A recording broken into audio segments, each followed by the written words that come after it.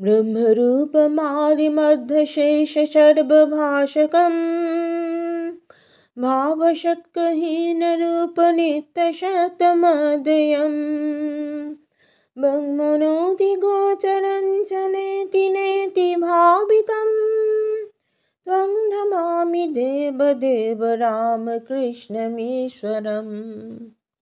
নমস্কার, আমার এই চ্যানেলে আপনাদের সকলকে স্বাগত।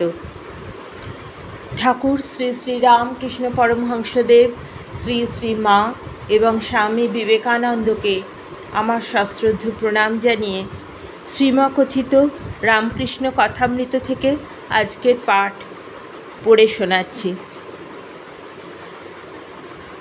হৃদয়কে বিদায় দেওয়ার পর শ্রী রামকৃষ্ণদেব বলছেন মাস্টারের প্রতি, আচ্ছা অত সেবা করত, তবে কেন ওর এমন হলো? ছেলেকে যেমন মানুষ করে সেই রকম করে আমাকে দেখেছে। আমি তো রাত দিন বেহুঁশ হয়ে থাকতুম, তার উপর আবার অনেক দিন ধরে ব্যামোয় ভুগেছি। ও যেরকম করে আমায় রাখত সেই রকম আমি থাকতুম। মাস্টার কি বলবেন, চুপ করিয়া রহিলেন। হয়তো ভাবিতেছিলেন হৃদয় বুঝি নিষ্কাম হইয়া ঠাকুরের সেবা করেন নাই। কথা কহিতে কহিতে ঠাকুর নিজের ঘরে পৌঁছিলেন। ভক্তেরা প্রতীক্ষা করিতেছিলেন। ঠাকুর আবার ছোট খাটটিতে বসিলেন। ভক্ত সঙ্গে নানা প্রসঙ্গে ভাব মহাভাবে গূঢ়তত্ত্ব শ্রীযুক্ত মহিমাচরণ প্রভৃতি ছাড়া কয়েকটি কোন্নগরের ভক্ত আসিয়াছেন। একজন শ্রীরামকৃষ্ণের সঙ্গে কিয়ৎকাল বিচার করেছিলেন। কোন্নগরের ভক্ত, মহাশয়, শুনলাম যে আপনার ভাব হয়, সমাধি হয়। কেন হয়, কীরূপে হয়, আমাদের বুঝিয়ে দিন। শ্রীরামকৃষ্ণ, শ্রীমতীর মহাভাব হতো। সখীরা কেউ ছুঁতে গেলে অন্য সখী বলতো, কৃষ্ণবিলাসের অঙ্গ ছুঁসনি, এর দেহমধ্যে এখন কৃষ্ণ বিলাস করছেন।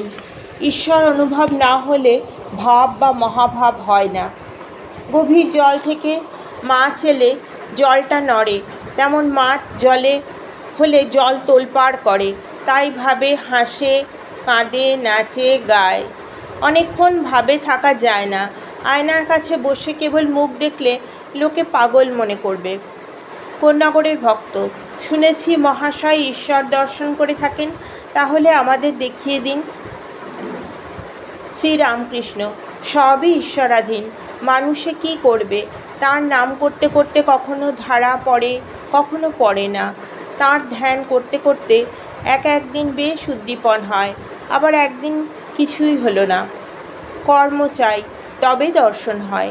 একদিন ভাবে হালদার পুকুর দেখলুম, দেখি একজন ছোট লোক পানা ঠেলে জল নিচ্ছে, আর একজন হাতে তুলে একবার দেখছে, যেন দেখালে পানা না ঠেললে জল দেখা যায় না।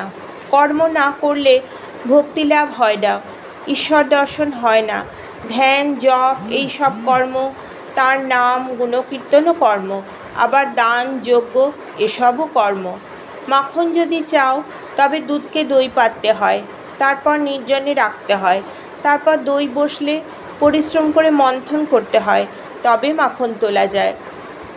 মহিমাচরণ, আগে হাঁ, কর্ম চাই বই কি, অনেক খাটতে হয়, তবে লাভ হয়।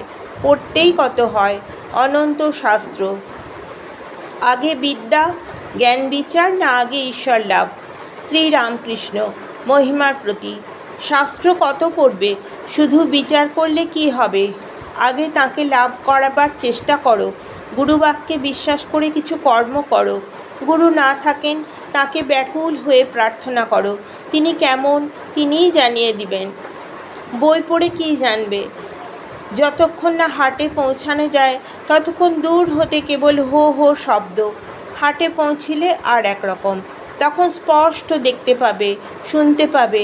আলু নাও, পয়সা দাও, স্পষ্ট শুনতে পাবে। সমুদ্র দূর হতে হো হো শব্দ করছে, কাছে গেলে কত জাহাজ যাচ্ছে, পাখি উড়ছে, ঢেউ হচ্ছে, দেখতে পাবে। বই পড়ে ঠিক অনুভব হয় না, অনেক তফাৎ। তাকে দর্শনের পর বই, শাস্ত্র, সায়েন্স সব খড়কুটো বোধ হয়।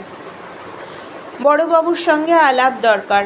তাঁর কখানা বাড়ি, কটা বাগান, কত কোম্পানির কাগজ, এ আগে জানবার জন্য অত ব্যস্ত কেন? চাকরদের কাছে গেলে তারা দাঁড়াতেই দেয় না, কোম্পানির কাগজের খবর কি দেবে? কিন্তু জো শো করে বড়োবাবুর সঙ্গে একবার আলাপ করো, তা ধাক্কা খেয়েই হোক আর বেড়া ডিঙিয়েই হোক, তখন কত বাড়ি, কত বাগান, কত কোম্পানির কাগজ তিনিই বলে দেবেন। বাবুর সঙ্গে আলাপ হলে আবার চাকর দারবান সব সেলাম করবে। সকলের হাস্য। ভক্ত: এখন বড়োবাবুর সঙ্গে আলাপ কিসে হয়? সকলের হাস্য।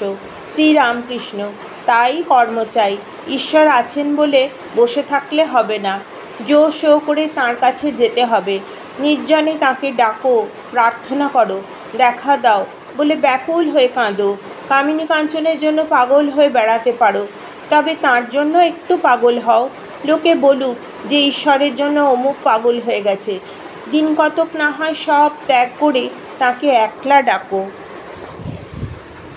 আপনারা এতক্ষণ ধৈর্য ধরে আমার এই পবিত্র পাঠ শুনলেন, সেজন্য আপনাদের সকলকে আমার আন্তরিক ধন্যবাদ। আমার এই চ্যানেলটা যদি আপনার সাবস্ক্রাইবার করে নেন, তাহলে পরবর্তী পাঠগুলি সহজেই খুঁজে পেয়ে যাবেন।